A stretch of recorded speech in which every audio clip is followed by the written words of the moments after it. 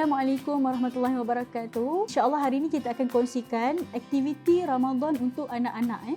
Ibu-ibu, ayah-ayah di luar sana semua ada anak-anak masing-masing kan. Anak-anak kadang-kadang dia lemah masa Ramadan ni, dia penat, dia rasa nak tidur je kan dan sebagainya. Jadi apa yang harus mak-mak, ayah-ayah ni buat masa di rumah kan. Ibu-ibu atau ayah-ayah ni perlu menjadi nukleus ataupun perlu menjadi pemangkin untuk anak-anak supaya mereka rasa bersemangat, bertenaga untuk melalui Ramadan. Okey, apa aktiviti yang kita boleh buat bersama anak-anak? Yang pertama, kita membaca Al-Quran bersama-sama. Sebagai contoh, selepas subuh, kita tak nak anak kita tidur je kan. Jadi kita baca Al-Quran dengan mereka ya. Kita dengar mereka tasmih Al-Quran dengan kita ya, dan sebagainya. Yang kedua, aktiviti yang kita boleh buat juga adalah kita minta mereka menghafal juzuk amma. Start dengan surah Al-Fatihah dulu atau start dengan 3 kul dan sebagainya kan. Kita minta mereka menghafal dan kita tasmih ataupun memperdengarkan Al-Quran itu kepada ibu ayah. Yang ketiga, kita boleh mengajar mereka untuk hafal hadis-hadis pendek. Hadis-hadis pendek yang mereka senang untuk hafal. Mungkin hafal maksud dia dulu ke, kalau tak mampu untuk menghafal matan Arab dan sebagainya. Yang keempat, mungkin boleh buat juga dengan anak-anak, kita minta anak-anak membaca buku tentang kisah-kisah dalam Al-Quran untuk kanak-kanak. Dan kita buat storytelling, buat pertandingan ke antara anak-anak, siapa yang paling best menceritakan kisah tersebut. Buat pertandingan ke, lepas asar ada pentas untuk anak-anak, pentas cilik ke untuk anak-anak, mereka mempersembahkan kisah dan sebagainya. Seterusnya adalah kita solat berjamaah dengan anak-anak. Kita panggil anak kita untuk setiap kali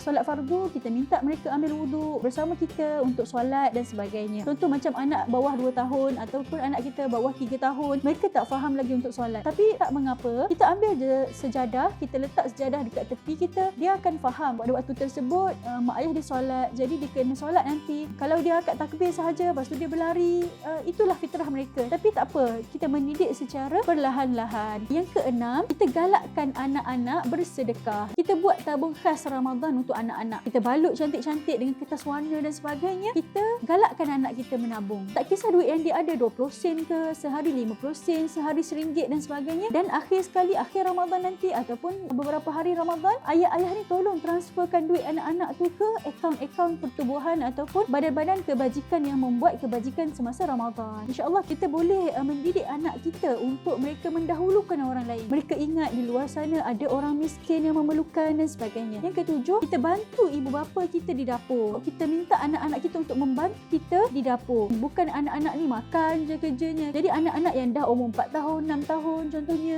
kita minta dia kupas bawang, kita minta dia cuci sayur, potong sayur dan sebagainya. Ataupun pinggan yang dah diguna untuk makan, mungkin kita boleh ajar anak kita untuk basuh pinggan sendiri dan sebagainya. Seterusnya, kita mendidik anak kita supaya jangan leka dengan media sosial ataupun games ataupun movie dan sebagainya. Ibu ayah pun sama. Ibu ayah ni menjadi role model kepada anak-anak di rumah. Kalau anak-anak tengok mak ayah ni 24 jam dia tengok Facebook kan, scroll Facebook bulan Ramadan, anak-anak akan tiru ibu bapa yang begitu. Jadi kita tak nak anak-anak kita leka dengan media sosial. Jadi kita kena penuhi dengan Al-Quran, kuliah online dan sebagainya. Dan seterusnya, akhir sekali ada cadangan yang menarik daripada seorang pakar psikologi klinikal, Puan Azlina Rozi. Dia kata boleh juga buat star reward chart dengan anak-anak. Apabila anak-anak baca Al-Quran ataupun anak-anak buat kebaikan, sebagai contoh kita letak star ataupun kita beri star. Sebagai contoh, ibu ayah boleh buat ambil satu kertas, bahagikan kotak-kotak-kotak dan letakkan target apa anak kita nak buat. Sebagai contoh, baca Al-Quran, solat tarawih, hafal hadis dan sebagainya. Kalau anak-anak kita berjaya melakukan perkara tersebut,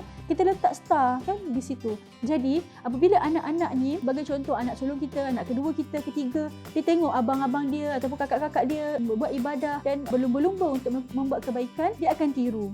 Dia akan semangat, rasa macam tengok abang dah baca Quran, adik belum baca Quran, jadi adik akan baca Quran sebab abang dah baca Quran. Dia akan timbul satu suasana yang jama'i dalam Ramadan kita. Jadi itu sahajalah untuk perkongsian tentang aktiviti Ramadan untuk anak-anak. Mungkin ada lagi cadangan-cadangan lain yang boleh kita lakukan. Kita sebagai ibu bapa, kita perlu kreatif untuk menghidupkan Ramadan bersama anak-anak. Wallahu a'lam.